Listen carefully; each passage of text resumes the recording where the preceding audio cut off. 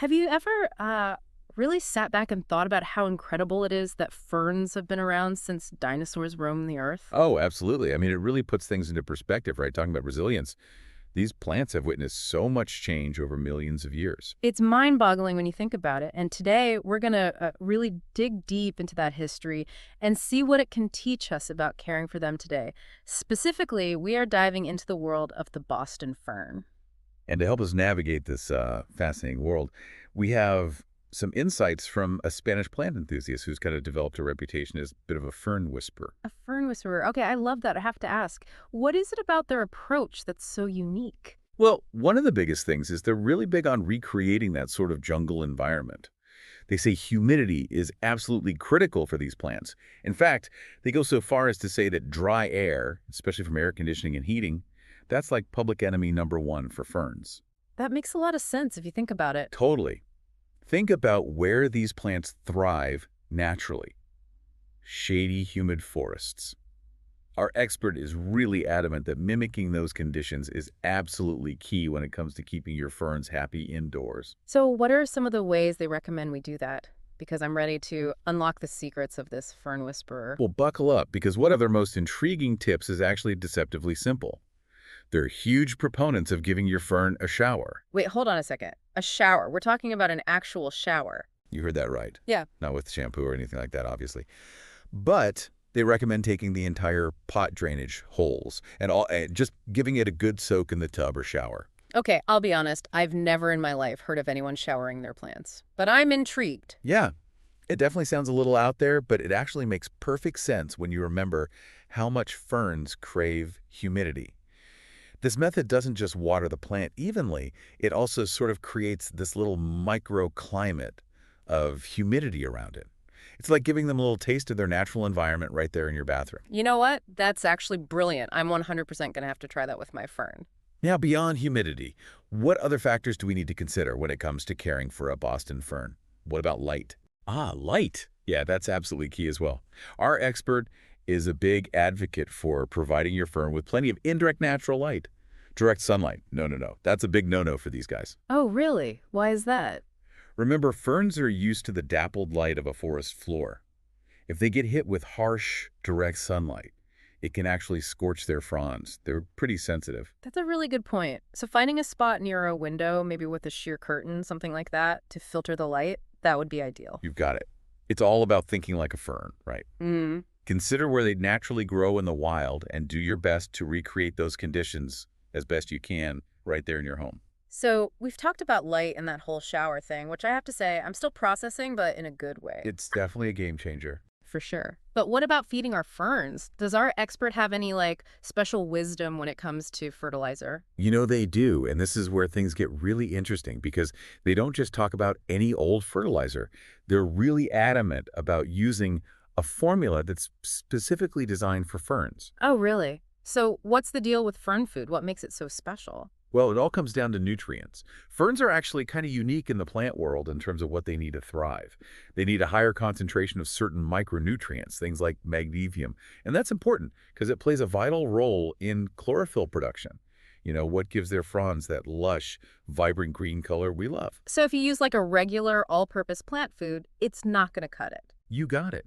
It's kind of like, think about it with your own diet. It's the difference between giving your body all those essential vitamins and minerals it needs versus just loading up on empty calories. Your fern might survive on a generic fertilizer, but it's not going to really thrive. It's not going to reach its full potential. And our Spanish expert, they're all about giving your fern the absolute best chance to flourish. That's where that specialized fern food comes in. Okay, that makes a lot of sense. I'm starting to realize just how much I've been winging it with my plant care. Yeah. So what about repotting? Is that something we need to be thinking about with Boston ferns? 100%. I mean, just like with most plants, repotting is going to be essential to give those roots room to grow. Our expert recommends repotting your Boston fern about once a year, ideally in the spring. Okay, that makes sense. So how do you know when a fern is ready for a bigger pot? Are there any telltale signs? Absolutely.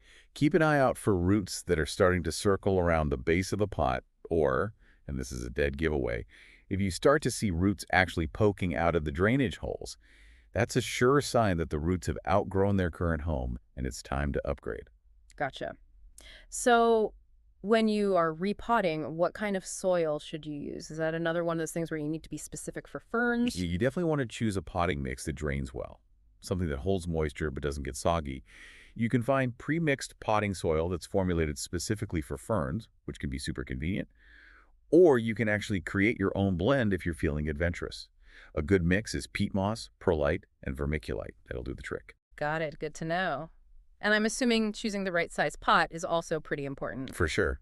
And the key here is to not go too big too quickly. You don't want to shock those roots.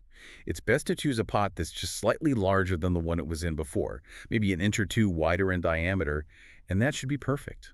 So we're giving these ferns all this special treatment, the humidity, that perfect lighting situation, the special food, repotting. Is there anything else we should be keeping an eye out for to make sure they really thrive? One thing our expert mentioned is that even if you do absolutely everything right, you might still see some of those fronds drying out or turning brown. It's totally normal. Oh, okay. So it's not like a freak out moment if you see a brown frond. No, not at all. It's just part of their natural life cycle, really. Yeah. Older fronds will die back as the plant puts out new growth. It happens. They actually just recommend trimming off any of those unsightly fronds, the ones that are really looking worse for wear, just to keep the plant looking its best and to help it direct its energy to the healthy growth. So it's like a little spa treatment for your fern. I Like it. Exactly. Well, I think if we've learned anything from this deep dive, it's that to keep those Boston ferns happy and healthy in our homes, we've got to think about their natural environment, right? 100%. It's all about recreating those jungle-like conditions as much as possible, whether it's that humidity, the right type of light, or making sure they're getting the nutrients they need. It all goes back to that. This has been a total eye-opener for me, I gotta say. I'm looking at my ferns in a whole new light now, no pun intended. What about you? What's really sticking with you after all of this? Honestly, what resonates most with me is how this whole approach to plant care goes way beyond just keeping a plant alive. Yeah. It's about understanding what it truly needs to thrive and actually creating the conditions for it to flourish. I love that. I couldn't agree more. It's less about control and more about working with nature, wouldn't you say? Absolutely. Well, for everyone listening out there who, maybe you haven't had the best luck with ferns in the past, I really hope this deep dive has given you some helpful tips to turn things around. And hey, maybe you've even come away with a newfound appreciation for these amazing ancient plants. Definitely. And just remember, when you understand the why behind the care, you can make the best choices for your plant and create that truly thriving environment for your Boston fern. So as you go about your day today, here's something I want you to think about. Could you apply this whole jumble philosophy to other plants in your home? I mean, what other houseplants might be secretly dreaming of a little extra humidity or maybe a gentler touch of light, or who knows, maybe even their own little spa day in the shower. Until next time, happy gardening, everyone.